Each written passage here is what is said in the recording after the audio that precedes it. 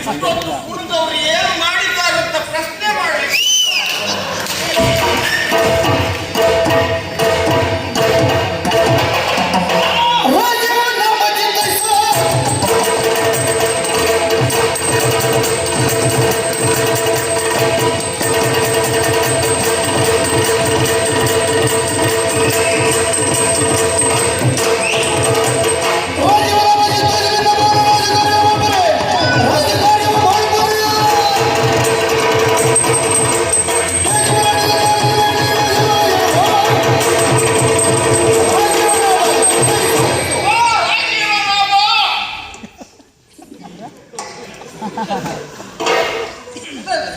ಒಮ್ಮೊಮ್ಮೆ ಹೇಳಿದ್ದಕ್ಕೆ ಹೂ ಹಾಕುವುದು ಕಷ್ಟ. ಯಾರಿಗೆ ಹೇಳ್ತೆ ಅಂತ ಗೊತ್ತಾಗುದಿಲ್ಲ. ಇಲ್ಲ, ನನಗೆ ನಾನೇ ಹೇಳ್ಕೊಳ್ಳೋದಿಲ್ಲ. ಇಲ್ಲ, ಅದು ಹೇಳಿದ್ರೆ ನೀವು ಮಾಡುವುದು ಬಿಡುವುದಿಲ್ಲ. ಬಂದವನೇ ಕುಣಿಲಿಕ್ಕೆ ಬಂದದಲ್ಲ ಅಂತ ಹೇಳಿದ್ರೆ ಮತ್ತೆ ನಾನು ಸುತ್ತಾ ಇರ್ತೇನೆ. ಮಾಡ್ಲಿಕ್ಕೆ ಆಗುದಿಲ್ಲ. ನನ್ನ ಮಾತಿನ ಸೂಕ್ಷ್ಮ ಸ್ವಲ್ಪ ಅರ್ಥ ಮಾಡ್ಕೊಳ್ಬೇಕಾಗ್ತದೆ. ಹೌದಾ? ಆಯ್ತು. ಯಾರ್ಯಾರು ಹೇಳಿದ್ದಕ್ಕೆ ನಾನು ಕುಣಿಯೋದಲ್ಲ, ನೀವೇ ಹೇಳ್ಕೊಳ್ತೀರಿ. ರಾಜೀವನೊಬ್ಬ ಅಂತ ಹೇಳಿಲ್ವಾ? ಅದು ಗೊತ್ತಾಯ್ತು, ನಾನೇ ಕುಣಿಬೇಕಂತ ಹೇಳಿ.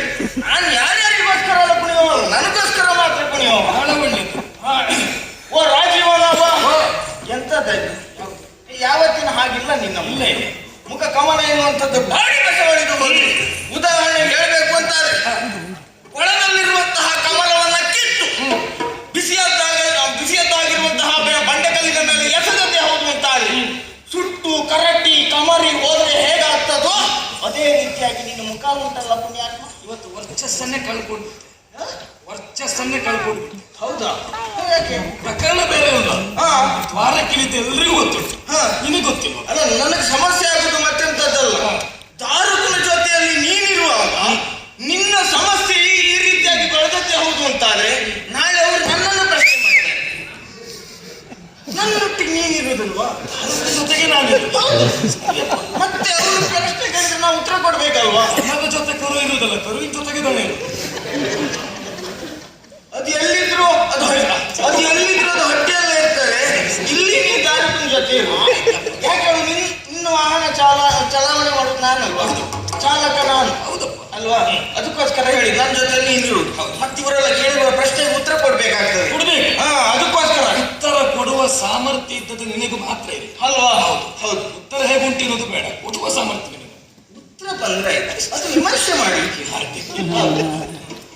ಇದು ಏನ್ ಸಮಸ್ಯೆ? ಮೊನ್ನೆ ಒಂದು ಪ್ರಕರಣ ನಡೆದು ಗೊತ್ತಿಲ್ವಾ? ಮೊನ್ನೆ ಹೌದು, ನಾನಂದ್ರೆ ಕೆಲವೊಂದಿಷ್ಟೆಲ್ಲ ಪ್ರಕರಣ ಕೇಳಿ ಯಾವಂತ ಗೊತ್ತಾಗ್ತದೆ. ಸೂರ್ಯದೇವನಿಗೆ ಅರ್ಘ್ಯ ಸಮರ್ಪಣೆ ಮಾಡುವ ಕಾಲಕ್ಕೆ ಅರ್ಘ್ಯ ಜಲ ಮಲಿನವಾಯಿತು. ಕೇಳಿದೆ ಪ್ರಕರಣ? ಕೇಳಿದಾಗ ಉಂಟಪ್ಪ, ನಮ್ಮದೇ ಆದದ್ದು. ಆಗ ನಾ ಪ್ರತಿಜ್ಞೆ ಮಾಡಿದೆ, ಎಲ್ಲ ಹೊಸ್ತು ಮಾಡಿದ್ರೆ ಯಾವ್ದು ನೆನಪು ಎಲ್ಲ ಹೊಸತು ಮಾಡಿ ಹಳೆದು ಯಾವುದು ನೆನಪಿರುವುದಿಲ್ಲ ನನಗೆ. ಹೌದು, ಅದು ಹೊಸ್ತು ಒಂದೇ ಮಾರ್ಗದ್ದು ಆದ್ರೂ ತೊಂದರೆ ಇಲ್ಲ. ಇದು 4-5 ಮಾರ್ಗದ್ದು ಒಂದೇ ಸಲ ಮಾಡ್ಲಿಕ್ಕೆ ಬಂದ್ರೆ ಎಂತ ಮಾಡ್ಲಿಕ್ಕೆ. ಆಗ ಪ್ರತಿಜ್ಞೆ ಮಾಡಿದೆ, ಅರ್ಘ್ಯ ಜಲ ಮಲಿನ ಮಾಡಿದವ ಯಾರೇ ಆಗಲಿ ಎಲ್ಲೇ ಇರಲಿ ಇಂದಿಗೆ 8 ದಿನಗಳ ಒಳಗಾಗಿ ಅವನ ಕಂಠವನ್ನ ಕತ್ತರಿಸ್ತೇನೆ ಅಂತ. ಹೌದಾ? ಹೌದು. ಅಲ್ಲಿ ದೊಡ್ಡ ಕಥೆ ಎಂತ ಉಂಟು ಕೃಷ್ಣಯ್ಯ. ಅರ್ಘ್ಯ ಜಲ, ನೀನೀಗ ಅರ್ಘ್ಯವನ್ನು ಹಿಡ್ಕೊಂಡಾಗ ಅರ್ಘ್ಯ ಜಲ ಮಲಿನವಾಯಿತು. ಅದು ಯಾವುದರಿಂದ? ಬೆವರಿನಿಂದ ಆದದ್ದು. ಬೆವರಿನಿಂದ. ಹೌದು. ಮೇಲೆ ಓದ್ತಾ ಇರತಕ್ಕಂಥದ್ದು ಅಶ್ವದ ಬೆವರು. ಅಶ್ವದ ಬೆವರು ಬಿತ್ತು ಮಲಿನ ಆಯ್ತು. ಅಲ್ಲೇ ಅದನ್ನ ಬಿಸಾಡು ಬಿಟ್ಟೆ. ಅಲ್ಲ ಮತ್ತೆ ನೀರಿಲ್ವಾ? ಅದನ್ನ ಹೀಗೆ ತಕ್ಕೊಂಡು ಸೂರ್ಯನಿಗೆ ಒಂದಿಷ್ಟು ಹೇಳ್ಕೊಂಡು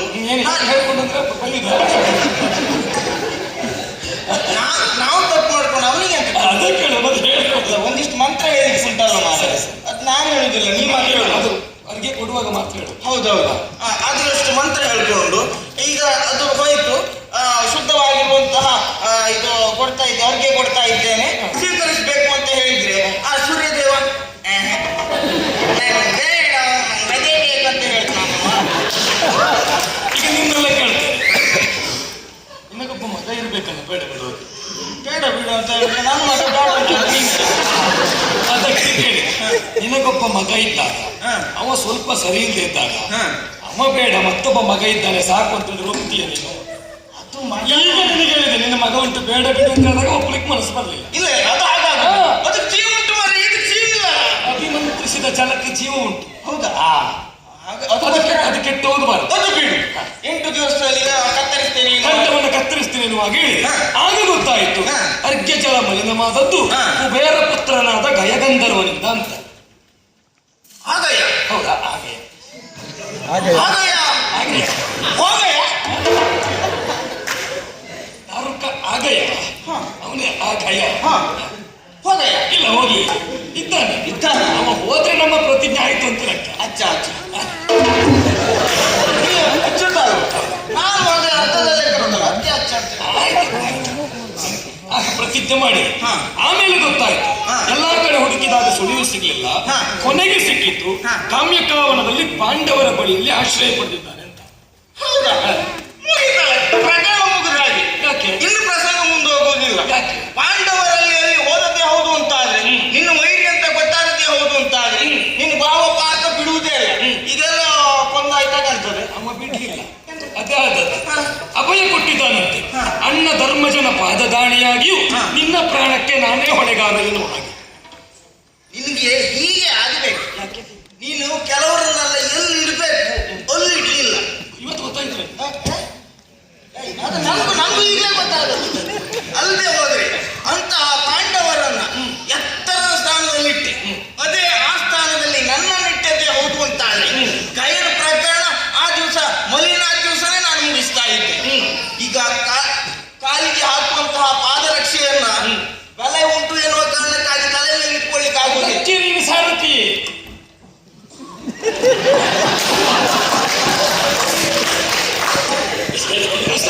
ಮತ್ತೆ ಮುಂದುವರಿಸೋಣ ಅಷ್ಟೇ. ಆದ್ರೂ ಕ್ರಯ ಹೆಚ್ಚು ಉಂಟು.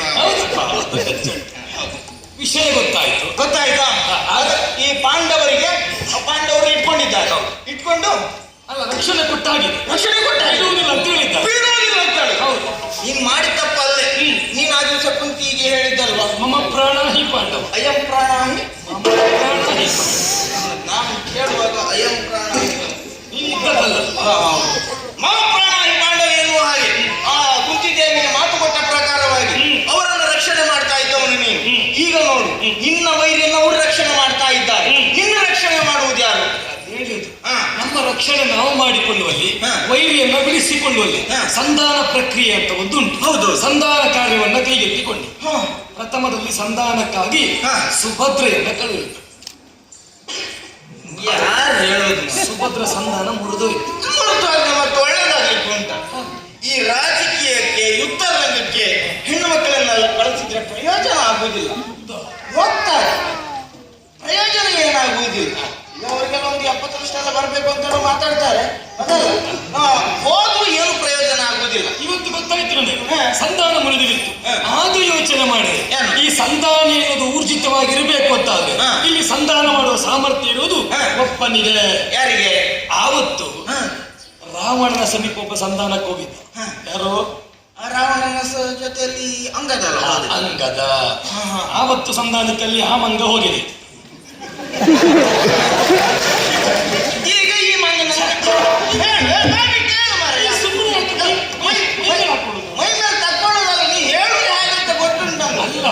ಮಂಗವೇ ಹೋಗ್ಲಿ, ಮಾನವನೇ ಹೋಗ್ಲಿ, ಆಗುವಂತಹ ಕೆಲಸ ಆಗ್ತದಲ್ವ? ಹಾಗೆ ಹೇಳಿದಲ್ಲ ನಾನು. ಮುಖ್ಯ ಅಂದು ಆ ಮಂಗ ಹೋಗಿದೆ. ಹಾಗಂತ ಇವತ್ತು ಈ ರಂಗ ಹೋಗ್ಲಿಕ್ಕೆ ಆಗುದಿಲ್ಲ. ನೀನು ಹೋಗ್ಬೇಕು.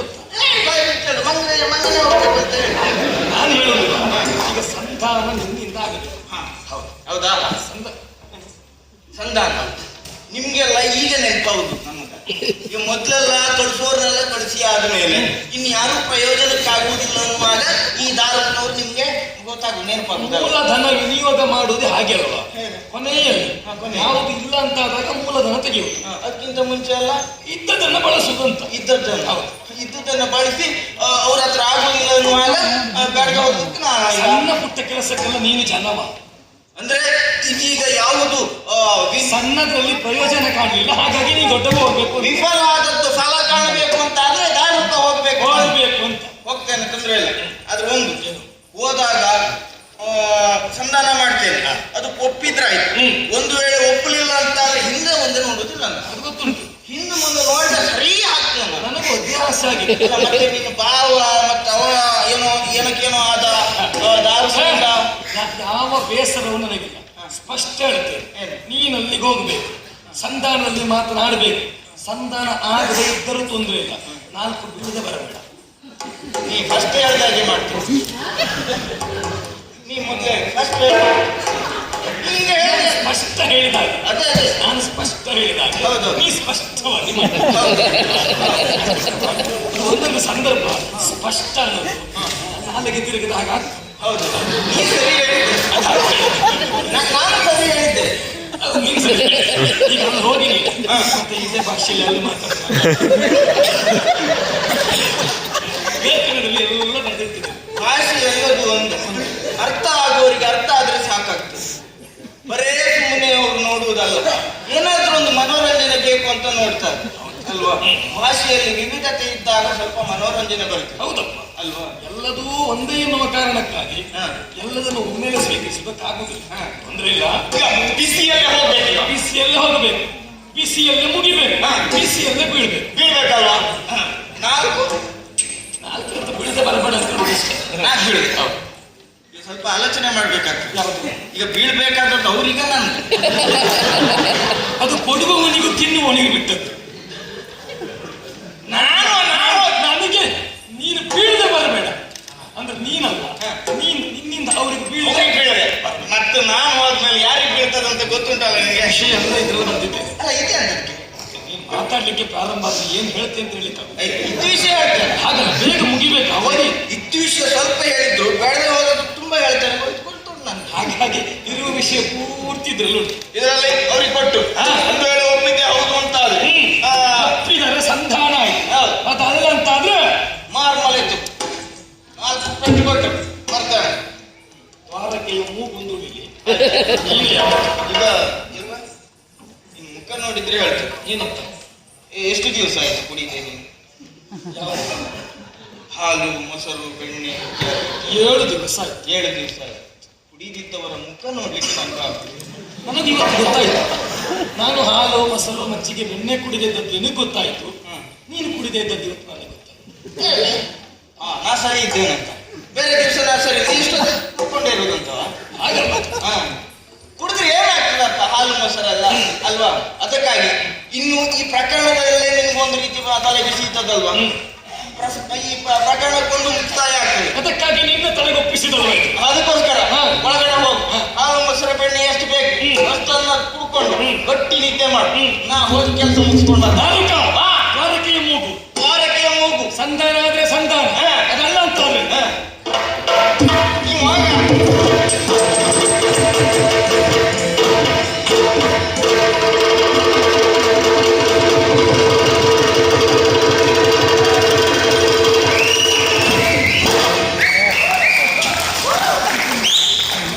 ಈ ದಿವಸಕ್ಕೆ ನಾನು ಕಾಯ್ತಾ ಇದ್ದೆ.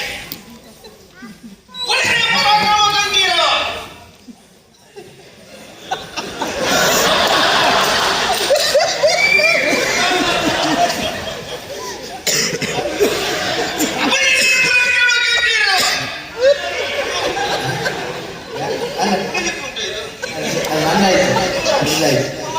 ಎಂತ ವಿಷಯ ಅಂತ?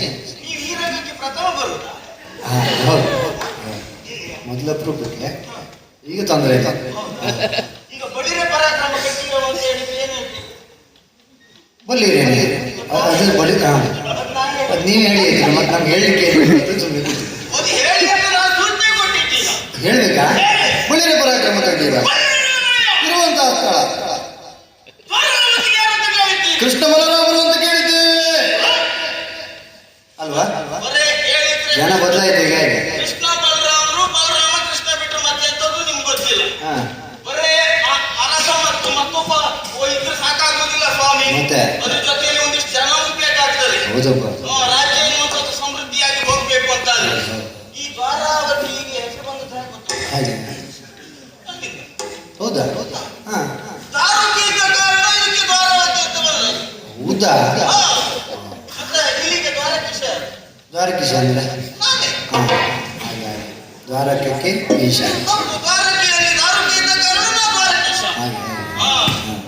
ಸ್ವಾಮಿ, ಓ, ಈಗ ಒಂದು ಒಳ್ಳೆ ಜವಾಬ್ದಾರಿ ಸಿಕ್ಕಿದೆ ನನಗೆ. ಏನು? ಸಂಧಾನ ಮಾಡಿಕೊಂಡು ಬರಬೇಕು ಎನ್ನುವ ಹಾಗೆ. ದಾರುಕ ಸಂಧಾನ. ದಾರುಕ ಸಂಧಾನ ವಿಫಲ ಆಗಲಿಕ್ಕೆ ಇಲ್ಲವೇ ಇಲ್ಲ.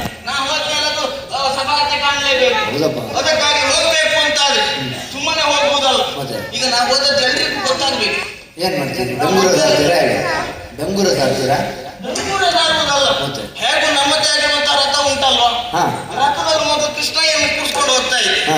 ಈಗ ಹಾಗಲ್ಲ, ಈಗ ನಾನೇ ಕೂತ್ಕೊಂಡು ನಾನೇ ಅದೇ ಹಾಗೆ ಮೇಲೆ ಒಂದು ಆಸನ ಇರುವುದಿಲ್ವಾ, ಹೌದು. ಅದ್ರಲ್ಲಿ ನಾನು ಕೂತ್ಕೊಂಡು ಕಾಲು ಮುಂದೆ ಹಾಕಿ ಅದು ಹೋಗ್ತಾ ಇದ್ದೆ. ಹೌದಾ? ಈಗ ನಾನು ಮೊದಲು ರಾಜಮಾರ್ಗದಲ್ಲೆಲ್ಲ ತಿರುಗ್ತಾ ಇದ್ದದ್ದು. ಮತ್ತೆ ಇನ್ನು ಈ ದ್ವಾರಕೆಯಲ್ಲಿ ಎಷ್ಟೆಲ್ಲ ಒಳಮಾರ್ಗ ಉಂಟು, ಹಾ. ಓಣಿ ಅದು ಯಾವುದು ಬಿಡುವುದಿಲ್ಲ, ಎಲ್ಲರೂ ಮಾಡ್ಬೇಕು. ಸೇರಿಸಿ ಹೋಗ್ತೇನೆ. ಓ, ಹಾಗೆ. ಯಾಕೆ ಹಾ. ದಾರಿಗೆ ಏನೋ ಒಂದು ಸಾಧನೆ ಮಾಡ್ತಾ ಇದ್ದಾನೆ, ಎಲ್ಲಿಗೂ ಹೋಗ್ತಾ ಇದ್ದಾನೆ ಎನ್ನುವ ಹಾಗೆ ಹೋಗ್ಬೇಕಲ್ವಾ. ಹೋಗ್ಲಿಕ್ಕೆ ಮನಸ್ಸುಂಟು, ಹಾ. ದಾರಿ ಮಾಡಿಕೊಡು. ದಾರಿ ಬೇಕಲ್ಲ, ದಾರಿ ಮಾಡಿಕೊಡುವ. ನೀವೇ ಮಾಡಿಕೊಡುವ. ಯಾವ್ದು? ದಾರಿ ಮಾಡಿಕೊಡುವ. ದಾರಿ ಮಾಡಿಕೊಡ್ಬೇಕು ಅಂತಂದ್ರೆ ನೀವು ಏರ್ಕೊಂಡು ಆಚೆ ಹೋಗ್ಬೇಕು, ರಥ ಹೋಗ್ಬೇಕಲ್ವಾ. ಹೌದಪ್ಪ. ಅದಕ್ಕಿಂತ ಮನಸ್ಸು ಬೇಕು.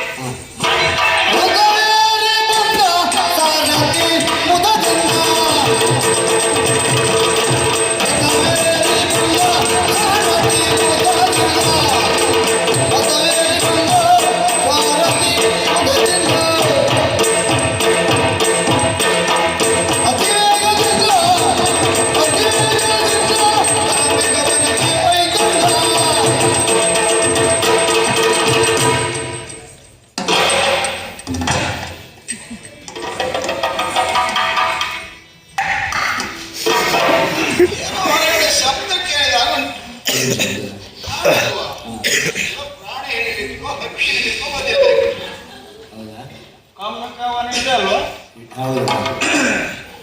ಕಾಮ್ಯಕಾವನದಲ್ಲಿ ಪಾಂಡವರಿದ್ದಾರೆ ಎನ್ನುವಾಗ ಸರಿ ಗೊತ್ತಾಗ್ತದೆ. ಯಾಕೆ? ಒಂದು ಗಿಡ ಮರ ಕಾಣುವುದಿಲ್ಲ. ಏನಾಯ್ತು?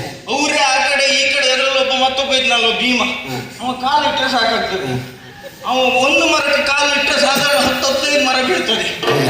ಪಾಪ ನಮ್ಮ ಕಡೆಯವರೆಲ್ಲ ಇದ್ದಾರೆ, 114 ವರ್ಷ ಆಗಿ ಅವರು ಸಾಧನೆ ಮಾಡಲಿಕ್ಕೆ ಮರವನ್ನೇ ನಟ್ಟು ಇಡೀ ವಿಶ್ವಕ್ಕೆ ಮಾಡಿ ತೋರಿಸಿದ್ದಾರೆ. ಅವ್ರನ್ನ ಹಾಳು ಮಾಡಲಿಕ್ಕೆ ಈ ಬಾಕಿ ಬಂದ್ರೆ ಸಾಕು. ನಮ್ಮನ್ನೇ ನೋಡ್ಲಿಕ್ಕೆ ಬಂದಾಗ ಒಂದೊಂದು ನಮ್ಮನೆಯಲ್ವ ಮಾತಾಡ್ತೀನಿ.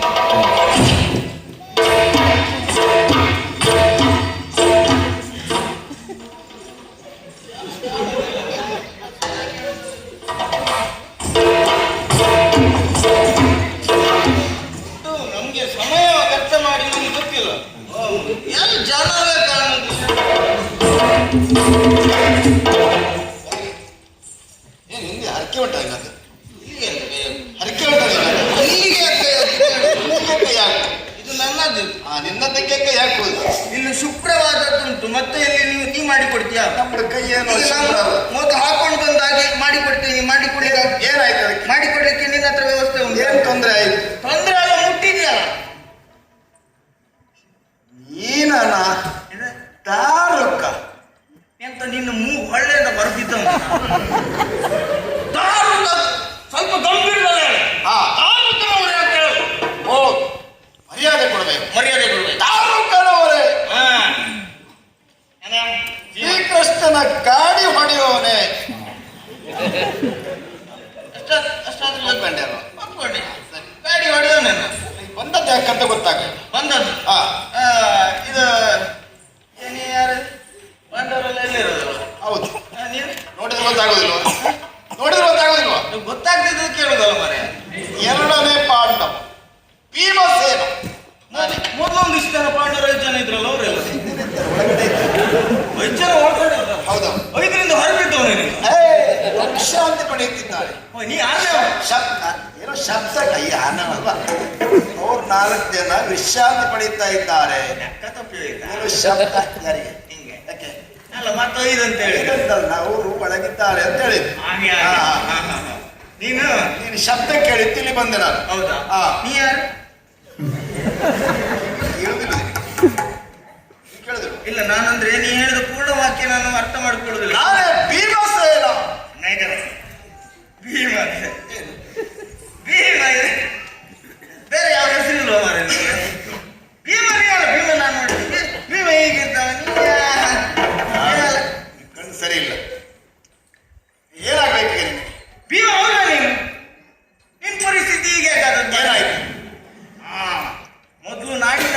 ಬಂದದ್ದಲ್ವಾ ಸರಿ ತಿನ್ಲಿಕ್ಕೆ ಸಿಕ್ತು ಅದಕ್ಕಾಗಿ ಹಾಗಿದ್ದೆ ಈಗ ಕಾರ್ಯ ಬಂದದ್ದಲ್ವಾ ಹಾ. ಬರೇ ಸೊಪ್ಪು ಹರ್ಕೊಂಡು ತಿನ್ಬೇಕಷ್ಟೇ ಗಡ್ಡೆ ಗಡಿಸ್ತಿತ್ತು ಗೆಣಸು ಹಾ. ಒಳ್ಳೆ ಉಂಟಾ ನಾನು ಬಂದದ್ದು ಅದಕ್ಕೆ ನಾನೊಂದು ಕೊಟ್ಟು ಹೋಗುವಂತ ಬಂದದ್ದು ಯಾರಿಗೆ ಇಲ್ಲಿದ್ದದ್ದು ಆಗ್ತದ ನೀವು ತಕೊಳ್ತೀರಂತದ್ದು ನಾ ಕೊಟ್ಟದ್ದು ಕೂಡ ಎಂತದ್ದು ಕೊಡು ಕೊಡ್ತೇನೆ ಅಂತ ಹೇಳಿದ್ರೆ ಪೆಟ್ಟೆಲ್ಲ ಮರೆ ನಿಂಗೆ ಯಾರು ಪೆಟ್ಟು ಹೊಡುದು ನಾನು 4 ಮಂದಿ ಕರ್ಕೊಂಡು ಬಂದು ನಾನು ಕೆಲಸದವ್ರನ್ನ ಕರ್ಕೊಂಡು ಬರ್ತೇನೆ ನಿಮ್ಗೆ ಹೊಡಿಲಿಕ್ಕೆ ಆಗೋದಿಲ್ಲ ಅಂತ ಅದಲ್ವಾ ನನ್ ಪೆಟ್ಟು ಕೊಡ್ಲಿಕ್ಕೆ ಬಂದದಲ್ಲ ನಾನು ಮತ್ತೆ ಇಲ್ಲಿ ಕೊಡ್ತೇನೆ ಅಂತ ಹೇಳಿದ್ಯಲ್ಲ ನಿಮ್ಮಲ್ಲಿ 4 ಅಕ್ಷರ ಬರುವವರು ಯಾರಿದ್ದಾರೆ ಇಲ್ಲಿ 4 ಅಕ್ಷರ ಹೌದು ಯಾರು ಇಲ್ಲ ಓ, ಅಂತಹ ನಿರುಕ್ಷರ ಕುಕ್ಷಿ ಏ, ಓದ್ಲಿಕ್ಕೆ ಬರುದಿಲ್ಲ ಸಂಪೂರ್ಣ ವಿದ್ಯೆ ಬಲ್ಲವರೇ ಇದ್ದದ್ದು ಹಾ ಹಾ. ಹಾ 65 ವಿದ್ಯೆ ಗೊತ್ತು. ಎಲ್ಲ ಗೊತ್ತುಂಟು 64 ಮಾತ್ರ ನಾಲ್ಕೇ. ನನ್ಗೆ ಗೊತ್ತಿದ್ದಕ್ಕೆ 64 ಸರಿ ಮಾಡ್ತಾರೆ ಹಾ. ಆಯ್ತು ಇದು ಲೇಖನ ಇದು ಇದರಲ್ಲಿ ಅಕ್ಷರ ಉಂಟು ಆಯ್ತಾ ಮುಖ್ಯವಾಗಿ ಇದರಲ್ಲಿ ಅಕ್ಷರ ಉಂಟು. ಹಾ. ಅದನ್ನ ನೀವು ಕಣ್ಣು ಬಿಟ್ಟು ಓದ್ಬೇಕು ಕಣ್ಣು ಬಿಟ್ಟು ಕಣ್ಣಲ್ಲಿ ಓದ್ಲಿಕ್ಕೆ ಆಗುದಿಲ್ಲ ಬಾಯಲ್ಲಿ ಬಾಯಲ್ಲಿ ಓದಿದ ಮೇಲೆ ತಲೆಗೆ ಕೆಲಸ ಕೊಟ್ಟು ತಲೆಗೆ ಕೆಲಸ ಕೊಟ್ಟ ಮೇಲೆ ವಿಷಯ ಏನಂತ ಅರ್ಥ ಆಗುತ್ತೆ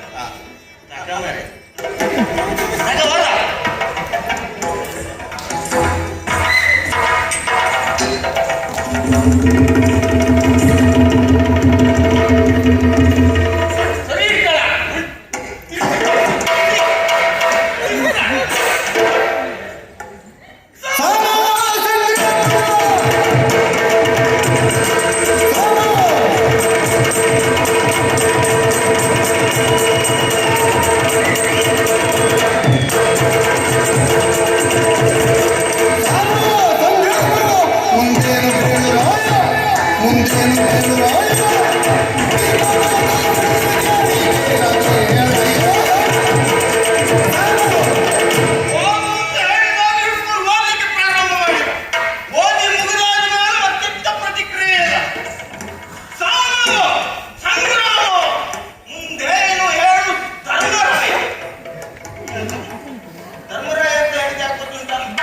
ನಿಮ್ಮಲ್ಲಿ ಹಿರಿಯ ಧರ್ಮರಾಯ ಅವನಿಗೆ ವಿಷಯ ಹೇಳಬೇಕು ಅವನಿಗೂ ಜೊತೆಯಲ್ಲಿ ನಿಮ್ಗೆ ಸೇರಿಸಿ ಹೇಳಿ ಸಾವು ಸಂಗ್ರಾಮ ಎಂಬ ಹಾಗೆ ಈಗ ಹೇಳಲೇಬೇಕು ಯಾಕೆ ಗೊತ್ತುಂಟಾ ವೈರಿ ಯಾರದ್ದು ವೈರಿ ನಿಮಗೆ ಏನಾಗಬೇಕು ಏನಾಗಬೇಕು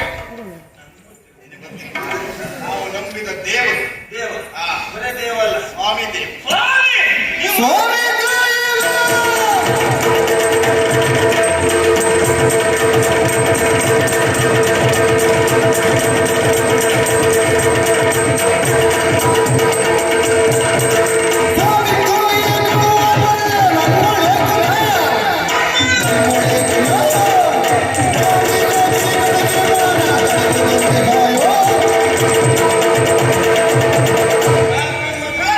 ನಿಮ್ಮನ್ನ ಕಾಯುವುದಕ್ಕಾಗಿ ಕೃಷ್ಣ ದೇವರಿರುವುದು ಅವರಿಗೆ ಸ್ವಾಮಿತ್ವವಾದ ಕಾರ್ಯ ಮಾಡ್ತಾ ಇದ್ದೀರಾ ಆ ಗಯಗಂಧರ್ವ ಅವ ಬಂದ ಅವನಿಗೆ ರಕ್ಷಣೆ ಕೊಟ್ಕೊಂಡಿದ್ದೀರಲ್ಲ ಒಳ್ಳೆ ಮಾತಲ್ಲಿ ಹೇಳ್ತಾ ಇದ್ದೇನೆ ಅವನನ್ನು ಬಿಟ್ಟು ಕೊಟ್ರೆ ಲೇಸು ಇಲ್ಲಂತಾದ್ರೆ ಉಳಿಕೆ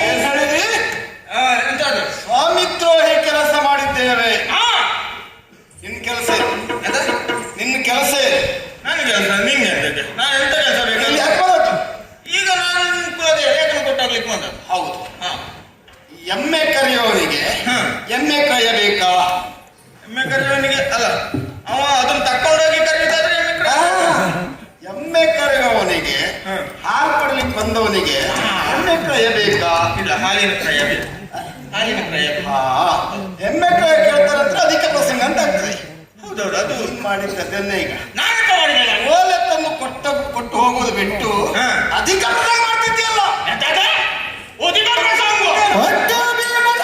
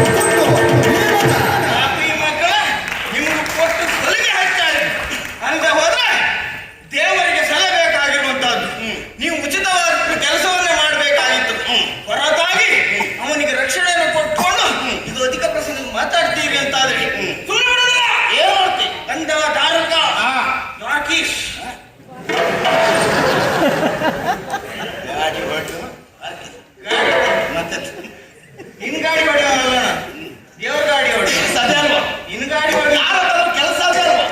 ನಿನ್ ಗಾಡಿ ಹೊಡೆಯುವುದಾದ್ರೆ ಎಷ್ಟು ಚಕ್ರದ ಬದಲು ಮಾಡ್ಬೇಕು ಮಾರ್ರೆ? ಆಗೋದಿಲ್ಲ. ಚಕ್ರವೇ ಬೇಡ. ಅದಕ್ಕೆ ನೀನ್ ಜನ ನಿನ್ ಕೆಲಸ ಇಲ್ಲಿ ಅಲ್ಲಿ ಹೌದು. ನಿನ್ ಕೆಲಸ ಮಾಡ್ಲಿಕ್ಕೆಲ್ಲ ಜನ ಅಲ್ಲ. ನಿನಗೆ ಹೇಳ್ತಿದ್ದೇನೆ ಈಗ, ಪಾತ್ರದಲ್ಲಿ ಕುಟ್ಟುತ್ತೇನೆ, ಗೈರನ್ನು ಕಟ್ಟಿ ಹಾಕೊಂಡು ಹೋಗ್ತಾ ಇಲ್ಲ, ಕುಟ್ತೇನೆ. ಕೈಯನ್ನು ಬಿಟ್ಟು ಕೊಡುವುದಿಲ್ಲ ಎನ್ನುವಾಗ ಮೊದಲೇ ತಿಳಿಸಿದ್ದೇವೆ. ನೀನ್ ಬಂದಾಕ್ಷಣ ಬಿಟ್ಟು ಕೊಡುವುದಿಲ್ಲ. ಹೇಳಿದ್ರೆ ಕುಟ್ಟುತ್ತೀಯ. ಕುಟ್ಟುವುದಕ್ಕೂ ಒಂದು ಲೆಕ್ಕಾಚಾರ ಬೇಕು. ಎಷ್ಟು ಕೊಡ್ತೀವಿ? ನಿಮ್ಗೆ ಎಷ್ಟು ತಕ್ಕೊಳಿಕಾಗ್ತದ? ಎಷ್ಟು ಕೊಟ್ಟಿದ್ರು ತಕ್ಕೊಂಡೇನು. ಇದು ತೋಳಲ್ಲ ಕಣೋ, ತಲೆ ತಲೆ. ಎಷ್ಟು ಕೊಟ್ಟಿದ್ದು? ಎಷ್ಟು ಕೊಡ್ತೀವಿ? ನಂದು ಒಂದು ಸಾಕು. ಒಂದು ನನ್ನ ಈ ಹೆಬ್ಬರಳಿಂದ ನಾನು ನಿಮ್ಗೆ ಮುಟ್ಟಿದ್ರೆ ಸಾಕು. ಹೌದಾ? ಎಂಥದ್ದು ಗೊತ್ತಾಗುದಿಲ್ಲ ನಮ್ಗೆ. ಹೆಬ್ಬೆರಳು ಇದು ಮಾರ್ರೆ, ಇದು ಕಿರುಬೆರಳು. ಅದಕ್ಕೆ ನಾವು ಜನ ಅಲ್ಲ. ಆಯ್ತಾ? ಮುಟ್ಟಿದ್ರೆ ಸಾಕು, ಹೊಟ್ಟೆ ಬೆಳ್ತೀರಿ ಇಲ್ಲಿ. ಅದಕ್ಕೆ ಮತ್ತೆ ಸುಮ್ಮನೆ ನಿನ್ನ ಜೀವ ನನ್ನಿಂದ ಹೋಯ್ತು ಅಂತ ಹೇಳಿ ವಿಷಾದ ಪಡಬೇಡ. ಖಂಡಿತ ಇಲ್ಲ. ಸತ್ತೋದ್ಮೇಲೆ ಮತ್ತೆ ಹಳ್ಳಿಗೆಲ್ಲ ಹೋಗ್ಬೇಡ. ನಾನು ಖಂಡಿತ ಇಲ್ಲ. ಲೆಕ್ಕಾಚಾರ ಮಾಡು. ಹಾ 3 ಪೆಟ್ಟು ನೀನು ಕೊಡು, ನಾನು 1 ಕೊಡು. ಒಂದು ಬೇಗ ಮುಗಿತದಲ್ಲ, ಒಂದು ಬೇಗ ಮುಗಿತದಲ್ಲ, ಕಡಿಮೆ ಆಗ್ತದ? ಅಲ್ಲ ಒಂದು ಬೇಗ ಮುಗಿದಲ್ಲ, ನೀನು ಒಂದ್ಸಲ ಕೊಟ್ಟು ಬೇಡ ಬಿಡು, ಬೇಡ ಬಿಡು. 3 ನೀನು ಕೊಡು. ಅಲ್ಲ 1 ನೀನು ಕೊಡು, 3 ನಾನು ಕೊಡು. ಬೇಡ, ನಾನು 3 ಕೊಡ್ತೇನೆ. ಒಟ್ಟು ನೋಡ್ತೆ ಮತ್ತೆ ನೋಡು, 1 ಕೊಡ್ತೆ ನಾನು ಬದುಕಿದ್ರೆ. ಅದೇ ಹೇಳಿದ್ದು, ನೀನೀಗ ಸತ್ತ ಮೇಲೆ ಮತ್ತೆ ನೀನ್ ಚಿಂತೆ ಮಾಡ್ಲಿಕ್ಕೆಲ್ಲ ಇಲ್ಲ, ಬೇಕಾದ್ರೆ ಮಾಡ್ಲಿಕ್ಕಿಲ್ಲ. ಯಾರು ಕಲನ್ನ ಬಂದಂತ ಆದ್ರೆ ನಾನು ಅಲ್ಲ. ಮತ್ತೆ 1 ಕೊಟ್ರೆ ನಾನು ಬದುಕಿದ್ರೆ ನೀನು 1 ಕೊಡ್ತೇನೆ.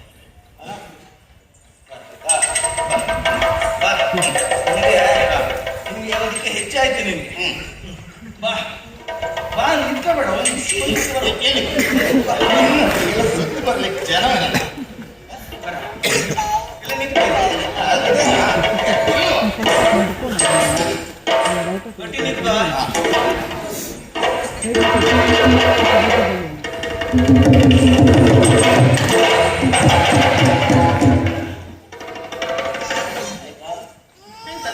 ಇಟ್ಕೊಂಡಿದ್ದೇನೆ.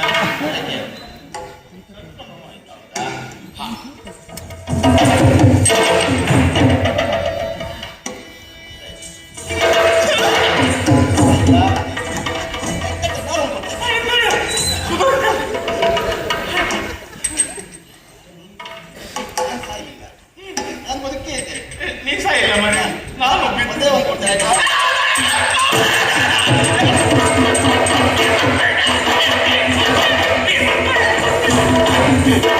ಅದಕ್ಕೆ ಸರ್ ಮಾಡ್ತೀಯಲ್ಲ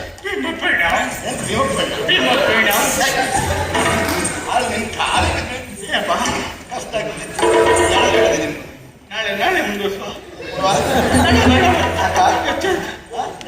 ಓ ತಾಲೂಕದವರೇ,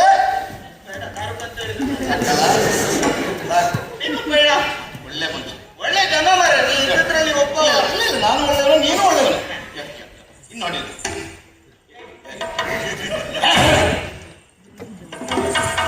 ಒಂದು ಅಪರೂಪಕ್ಕೆ ಬಂದಿತ್ತು, ಒಂದು ರುಚಿಲ್ವ ಮರ ನಿಮ್ಗೆ. ಇದಕ್ಕೆ ನಿನ್ನನ್ನು ಹೇಳಲಿಕ್ಕೆ ಹೇಳಿ. ನೀವು ಸನ್ಮಾನ ಮಾಡು ಆಯ್ತಾ? ಸನ್ಮಾನ.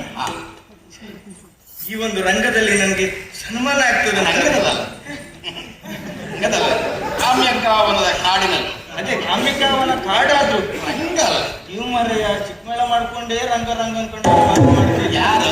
ನೀನು, ನಾವು ಅಲ್ಲ, ನೀವು ಸಣ್ಣಕ್ಕೆ ಹೋಗಿ ನಾವು ಅಲ್ಲದಕ್ಕೆ ಹೋಗ್ಲಿಲ್ಲ. ಸಣ್ಣದೊಂದು ಮೇಳ ಮಾಡ್ಕೊಂಡೆಲ್ಲ ತಿರುಗಾಟ ಮಾಡ್ತೀರಿ ನೀವು. ಎಲ್ಲವೂ ನಾವು ಹೋಗ್ಲೇ ಇಲ್ಲ. ಇಲ್ವಾ? ಇಲ್ಲ. ಅಲ್ಲ ಅದೇ ಹೇಳಿದ್ದು, ಕಾಡಿನಲ್ಲಾದ್ರೂ ಇದ್ದದ್ದನ್ನೇ ನಾವು ರಂಗ ಅಂತ ನಾವು ಸ್ವೀಕಾರ ಮಾಡ್ಬೇಕು. ಹೌದಾ? ಏನೋ ಸನ್ಮಾನ. ರಂಗ ಒಂದು ತಿಳಿಯೋ ಸನ್ಮಾನ. ಸನ್ಮಾನ ಒಳ್ಳೆದಿರ್ಬೇಕು. ಬೇಡ ಬೇಗ, ಮತ್ತೆ ಉಪಯೋಗ ಆಗದಿದ್ದೆಲ್ಲ ವಸ್ತು ಇತ್ತು ಬೇಡ.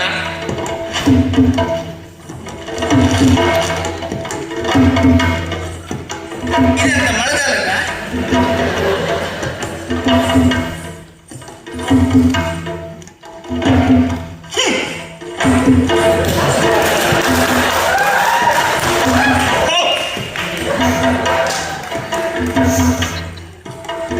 ಹೋ.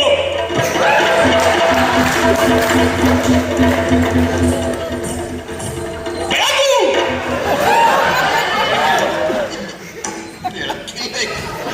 ಇದನ್ನು ಬರುವಾಗ ನೀನೇ ಹಿಡಿದುಕೊಂಡು ಬಂದದ್ದು. ಹೌದು. ಹೋಗುವಾಗ ನೀನು ಹಿಡಿದುಕೊಂಡು ಹೋಗ್ಬೇಡ. ಮತ್ತೆ? ಯಾವುದು ಲೇಖನ? ಹೌದು, ಲೇಖನಿಗೆ ಅಂತ ಮುಚ್ಚಿಡಿತ ಮಾರ್ರೆ, ನಾನು ಹಿಡ್ಕೊಂಡು. ಈಗ ನೇರ ಹೋಗ್ಬೇಕು. ನೆನಪಾಗ್ತದ? ಅದಕ್ಕೆ ಹೋಗು ಮಾರ್ಗೂ ಸಿಗ್ಲಿಲ್ಲ. ಅದನ್ನು ನೆನಪಿಸುವುದಕ್ಕಾಗಿ ಹೋಗಿ ಕಾಣಿ. ಹೋಗ್ಲಿಕ್ಕೆ ಮನಸ್ಸುಂಟು, ದಾರಿ ಮಾಡಿಕೊಡು. ನಾನು ತೋರಿಸ್ತೇನೆ. ನೆನಪಿನ ಕಾಣಿಕೆ ಬೇಡ, ಬರೇ ಸನ್ಮಾನವ. ಹೌದು, ಕಾಣಿಕೆ.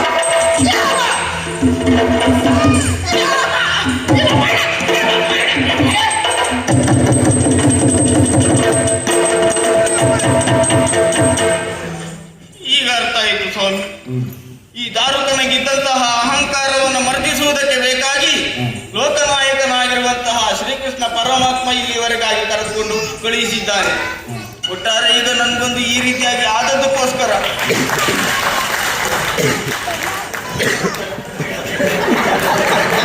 ಎಲ್ಲರೂ ನೋಡಿದ್ರು, ಈ ಜನವನ್ನು ನೋಡ್ಲಿಲ್ಲ.